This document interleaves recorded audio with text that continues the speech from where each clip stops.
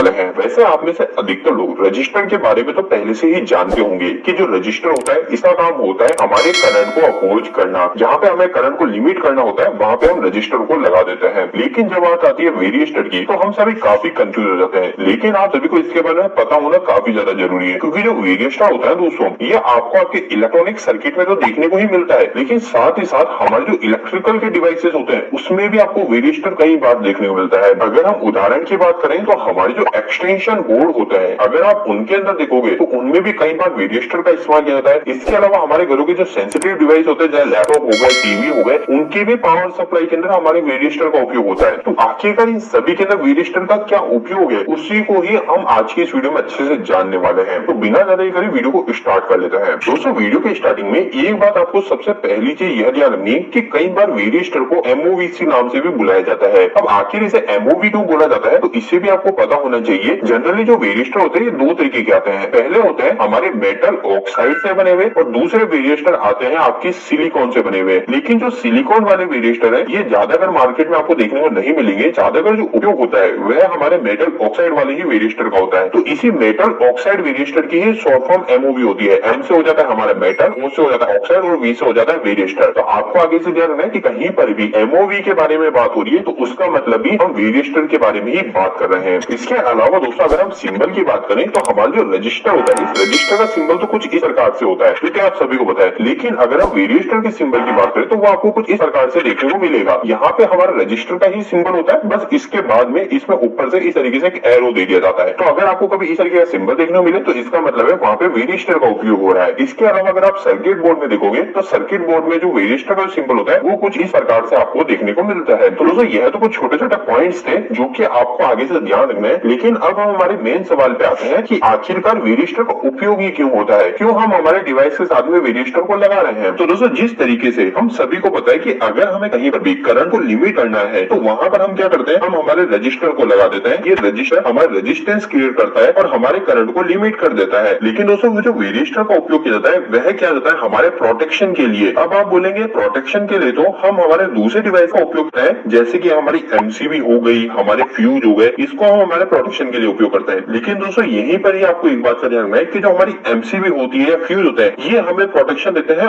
Over current से। मतलब कि हमारा जो सर्किट है इस सर्किट के अंदर अगर ज्यादा करंट बहने लग जाएगा तो उस समय हमारी जो एमसीबी है वह एमसीबी हमारी ट्रिप हो जाएगी। लेकिन जो हमने बात करी वेरिएस्टर की तो यह वेरिएस्टर जो होता है यह हमें प्रोटेक्शन देता है ओवर वोल्टेज से। अब आखिरकार ओवर वोल्टेज से कैसे प्रोटेक्शन दे रहा है इसे भी हम समझेंगे। लेकिन इसी के साथ साथ हम यह भी बात करते हैं कि आखिरकार ओवर वोल्टेज हमारे सिस्टम में कब कब आ सकता है। तो ओवर वोल्टेज आने के कई सारे रीजन होते हैं, लेकिन जो दो मुख्य रीजन समझेंगे। लेकिन इसी के साथ साथ हम यह भी बात करते हैं कि आखिरकार ओवर वोल्टेज हमारे सिस्टम में कब कब आ सकता है। तो ओवर वोल्टेज आने के कई सारे रीजन होते हैं, लेकिन जो दो मुख्य रीजन होते हैं उसमें पहला रीजन होता है हमारे हाई वोल्टेज आने की संभावनाएं रहती है। तो उस हाई वोल्टेज ओवर वोल्टेज से भी हमारे सिस्टम को सर्किट को बचा के रखने का काम हमारा ये वेरिएस्टर करता है।